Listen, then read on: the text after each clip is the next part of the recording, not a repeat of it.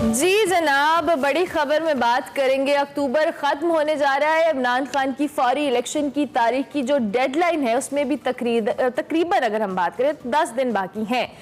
कप्तान के खिलाड़ियों को लॉन्ग मार्च की तारीख का ऑब्वियसली शिद्दत से इंतजार है, लेकिन हुकूमत भी मुकाबले के लिए तैयार है।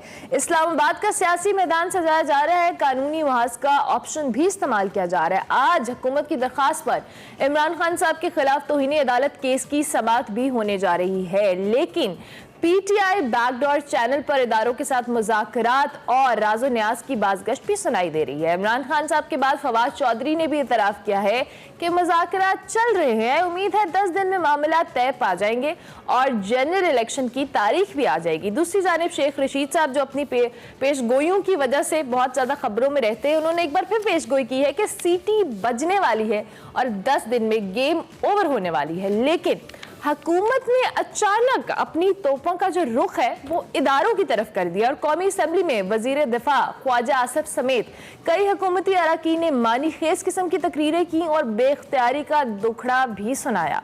इसके साथ साथ जी मेन स्ट्रीम मीडिया पर खबरें चली या चलवाई गई और पैगाम दिया गया कि इलेक्शन वक्त पर ही होंगे, इंतखाबात के कोई मामले पर किसी किस्म की सौदेबाजी नहीं होगी और इदारे किसी जत्थे की हिमायत भी नहीं करेंगे। इसी हवाले से हम बात करेंगे जो मुल्क की सियासी हाल है। दूसरी जानिब जी एक नया इंकशाफ हुआ है कि जब वैसे तो ये ओवरऑल ह्यूमन नेचर है कि जब कुछ अच्छा होता है तो हम सब उसके लिए क्रेडिट लेने के लिए हाजिर होते हैं और जब कुछ बुरा होता है तो हम किसी को उस पर डालने में उस पर जिम्मेदारी डालने में गुरेज नहीं करते। ऐसे कुछ डॉलर के हवाले से और इसाक डार साहब के हवाले से हुआ है। इसाक डार साहब ने कहा कि जी मेरी जिम्मेदारी थोड़ी है, स्टेट बैंक की जिम्मेदारी है। लेकिन जब सस्ता हुआ था तो इसाक डार साहब कह रहे थे देखें मैं आ गया हूँ, वो डॉलर सस्ता हो गया, मेरे होते होते इतना मतलब 100 के करीब पहुंच जाएगा डॉलर। लेकिन अनफॉर्चुनेटली ये अब उन्होंने डॉलर की कीमत में बस जो थोड़ी कमी, उसके बाद जो भी मामला था उन्होंने स्टेट बैंक पे डाल दिया। इसी हवाले से बात करेंगे मुल्क की सियासी सूरत हाल पर। इम्तियाज गुल साहब सीनियर तज्ज़ियाकार हमारे साथ मौजूद हैं। इम्तियाज गुल साहब आपको हम खुश आमदीद कहेंगे। Thank you very much sir. Good morning, कैसे हैं आप? खैरियत से? जी अस्सलाम वालेकुम जी, खैरियत से आप? मौसम बड़ा अच्छा है आज। यस, बारिश हुई थी, लाहौर भी बारिश हुई? नहीं, लाहौर में बारिश नहीं हुई। इस्लामाबाद वाले इस मामले में जरा खुशकिस्मत है। सियासी मौसम गर्म रहता है ना तो अल्लाह मियां वहां पे ज्यादा बारिश बरसाते हैं कि थोड़ा ठंडा रहे मामला। इम्तियाज गुल साहब, कल आपने एक बड़ा एक्सक्लूसिव इंटरव्यू भी किया इमरान खान साहब के साथ, हम उस हवाले से भी बात करेंगे। लेकिन स्टार्ट में ये जो मामला चल रहे हैं बैकडोर राबतों के हवाले से, ऑब्वियसली इंटरव्यू से रिलेटेड भी हम आपसे पूछेंगे और इमरान खान की जो फौरी इलेक्शन की डेडलाइन है इसमें 10 दिन बाकी हैं। लॉन्ग मार्च का ऐलान कब करेंगे खान साहब? जी, मेरा ख्याल है कि इमरान खान साहब इंतज़ार कर रहे हैं कि जो पस पर्दा मुलाकातें या राब्ते हो रहे हैं उसका कोई नतीजा निकल आए ताकि लॉन्ग मार्च धरने की नौबत ना आए। तो इसीलिए बार बार वो लोगों को कह रहे हैं कि मैं कॉल ज़रूर दूंगा। साथ साथ वो सब्र की तलकीन भी कर रहे हैं और अच्छी बात है। ये मुल्क पहले ही इक़्तिसादी तौर पर कुछ अच्छे हालात से नहीं गुजर रहा है और जब धरने वगैरह होते हैं, मार्च होते हैं, उसमें ज़िंदगी आम मामूल की काफ़ी मुतासिर होती है। तो बड़ा अच्छा है अगर पस पर्दा जो कोशिशें हैं वो कामयाब हो जाएं और कोई डेट मिल जाए। हो सकता है इसी अगले 2-4 दिन के अंदर ही कुछ मालूमात मिल जाएं हमें, और वो मेरे ख्याल है मुल्क को कौम के लिए अच्छा होगा। जो बेयकीनी की सूरत हाल है इसमें से हम निकल जाएंगे। ठीक हो गया। अच्छा, ये जो आपने बैकडोर राबतों के हवाले बाज़गश्त जो हमें सुनाई दी और आपने मेंशन भी किया कि इमरान खान साहब शायद कॉल भी इसीलिए नहीं दे रहे कि वो इंतजार में हैं। ये जो 10 दिन में सूरत हाल वाज़े होगी, आपको लगता है कि किसी बेहतरी की तरफ ये सूरत हाल जाती हुई हमें दिखाई दे रही है? देखिए, जो भी वेल मीनिंग पाकिस्तानी हैं, पाकिस्तान के मफादात को मुकद्दम रखते हैं, वो अजीज़ हैं उन्हें, तो मेरा ख्याल है वो सब मिलजुल के कोई ऐसा रास्ता निकालेंगे सूरत हाल से कि हम इलेक्शन की तरफ चले जाएं, मार्च में हो, अप्रैल में हो। लेकिन लग ये रहा है कि पस पर्दा कोशिशें, तमाम कोशिशों का मरकज़ जो है वो इंतखाबात हैं। इंतखाबात से पहले ज़ाहिर है फिर एक निगरान हुकूमत बननी है। अब वो जो असल फैसला करने वाले हैं और इस्लामाबाद के फैसला करने वाले, ये उनकी नीयतों पे और उनके फैसलों पे बेसिकली मुनहसर है कि किस हद तक वो एक ऐसा दरमियानी रास्ता निकालते हैं जिसमें सबको फेस सेविंग भी मिल जाए। क्योंकि कोई भी ये नहीं जाहिर करना चाहता कि उन्होंने लूज कर लिया है, वो हार गए हैं। अब मुश्किल है, जाहिर है पीडीएम, बल्कि पीडीएम क्या है आपको मालूम है, ये तो पीपीपी और पीएमएलएन की हुकूमत है, तो वो भी कुछ इस तरह की सूरत हाल से बचना चाहते हैं जहां पे उनको कहा जाए कि उन्होंने बहुत बड़ा कंप्रोमाइज कर लिया। लेकिन अगर मुल्क की खातिर इस तरह का कोई कंप्रोमाइज या समझौता हो जाता है तो इसमें कोई बुराई नहीं है, क्योंकि पाकिस्तान की जो आप अपने इब्तिदाई में भी रुपए और डॉलर की बात की है, वो सूरत हाल भी उस वक्त तक दुरुस्त नहीं होगी जब तक पाकिस्तान की सियासी सूरत हाल में कुछ इस्तेहकाम नहीं आएगा, कोई गोल पोस्ट्स मुकर्रर नहीं होंगी। अभी लोगों को मालूम नहीं है कि उन्होंने महीने के बाद यहाँ पे वजीर आजम कौन होगा, 1-1.5 महीने के बाद आर्मी चीफ कौन होगा। तो जब तक ये मामलात हल नहीं होते हैं उस वक्त तक गैर यकीनी रहेगी, और गैर यकीनी की वजह से हमारी मईशत पे भी और पाकिस्तानी रुपए की कदर पे भी बड़े गहरे बादल छाए रहेंगे। बिल्कुल, यानी पॉलिटिकल इंस्टेबिलिटी की वजह से ये जो अनसर्टिनिटी है ये तो उसी तरह से बरकरार रहेगी। इम्तियाज गुल साहब, दूसरी जानिब हुकूमत ने अपनी तोपों का रुख अब इदारों की तरफ कर दिया है। असेंबली के अंदर कल बड़ी मानी खेज किस्म की तकरीरें हुई जिसमें इदारों को तनकीद का निशाना बनाया गया। ये अचानक से इधर यू टर्न क्यों हमें नजर आ रहा है? इसलिए कि उनको भी ये लग रहा है कि इमरान खान ने तने तनहा इदारों को चैलेंज किया और उसकी वजह से एक खास पिच पे वो ले गए हैं। इस तमाम जो कौमी मफादात से मुतालिक बहस मुबाहिसा है जिसको डिस्कोर्स कहते हैं, उसको एक नए लेवल पे ले गए हैं। अब वो ऐसी जगह पे चले गए जहाँ पे बाकी जमातें जो हुक्मरान जमातें हैं उनके लिए मुश्किल हो रहा है कि वो पीछे रहें, और उनको भी ये सूट करता है कि खुल के बातचीत होनी चाहिए। सुप्रीम कोर्ट में 2 जजों ने कल बड़े वाज़ेह तौर पे कहा कि पीटीआई की पिटीशन थी और उसमें उन्होंने, चूंकि वो नैब में तरामीम के हवाले से थी और उसमें तमाम सिविलियन इदारों का जिक्र था, तो उसमें चीफ जस्टिस साहब ने और उनके साथियों ने, बाकायदा मंसूर अली शाह साहब ने भी ये सवाल किया कि आपने इसमें बाकी फौज के जेरे कंट्रोल जो इदारे हैं उनका क्यों नहीं लिखा आपने, इसलिए कि वो कोई क्या एहतिसाब से बालातर हैं।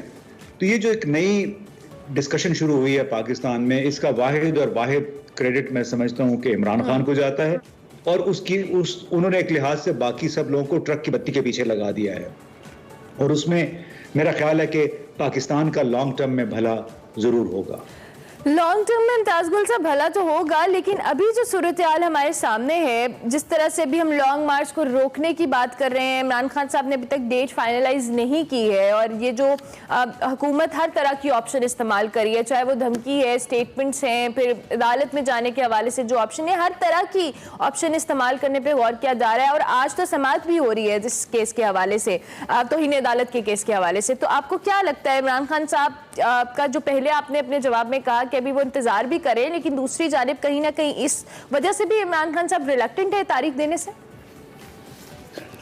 ऐन मुमकिन है कि उस वजह से हो, लेकिन मेरा ख्याल है कि इमरान खान साहब इस किस्म की जो धमकियां हैं या इस किस्म की जो प्रोस्पेक्ट्स हैं से मरूब होने वाले अब नहीं हैं। वो जिस जहनी कैफियत में हैं उनका वाहिद और वाहिद मतम नज़र है इंतखाबात, और इंतखाबात के ज़रिए मुल्क में सियासी इस्तेहकाम और ऐसी दूररस इस्लाहात जिसके ज़रिए पाकिस्तान का ये 19वीं सदी का निज़ाम हुकूमत तब्दील, जो तर्ज हुक्मरानी है, ये तब्दील हो सके।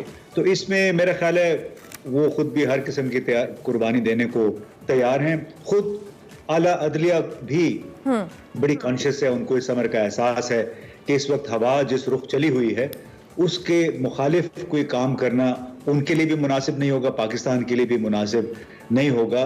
तो मुझे तो लगता है, मैं एक ऑप्टिमिस्ट हूँ और उम्मीद ये रखता हूँ कि बिल आखिर भला इस तमाम सूरत हाल में पाकिस्तान का होगा, और वो लोग जिनका एक मौला जट वाला माइंडसेट है, जिन्होंने एक बार फिर कुछ 650 के करीब कंटेनर जगह जगह लगा दिए हैं इस्लामाबाद में, और ये एक बड़ा अच्छा कारोबार है ज़िले इंतजामिया के लिए, वजारत दाखिला के लिए। रोजाना कोई 2 करोड़ रुपए सिर्फ किराए की सूरत में चले जाते हैं इन कंटेनर्स के।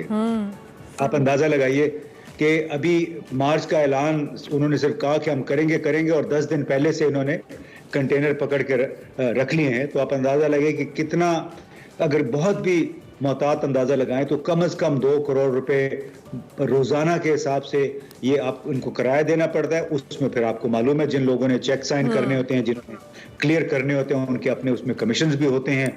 तो एक बड़ा एक कारोबार बन गया है धरने को, प्रोटेस्ट को रोकने के लिए उसके नाम पे, सिक्योरिटी के नाम पे। मुझे तो लगता है इम्तियाज गुल साहब ये तो परमानेंट हिस्सा बन गए हैं इस्लामाबाद का। इन कंटेनर्स से मुझे लगता है ये खूबसूरती के लिए उन्होंने रखे हुए हैं कि जब दिल करे वहां से उठाए और रख दिया जाए, रास्ता रोक दिया जाए। लेकिन लॉन्ग मार्च इस तरह से तो आई गेस इमरान खान साहब, आपने खुद भी कहा कि जो उनका माइंडसेट है फिलहाल तो बजाय नजर नहीं आ रहा। कल आपने इंटरव्यू भी किया, आपको क्या लगा इम्तियाज गुल साहब? चूंकि आप एक बहुत सीनियर जर्नलिस्ट हैं, आपको अंदाजा हो गया होगा बातचीत से, गुफ्तगू से, इमरान खान साहब की जो डायरेक्शन है वो आम इंतखाबात तो है उनका माइंडसेट, लेकिन स्टिल उसके साथ साथ जो इदारे हैं या ओवरऑल एक मुल्क की मईशत है, हर चीज़ के लिए बहुत चीज़ें चैलेंजिंग होती जा रही हैं। सो क्या लगा आपको उनकी बॉडी लैंग्वेज से, उनसे गुफ्तगू से, कि क्या उनका एक डायरेक्शन उन्होंने सिम तय कर ली अपनी?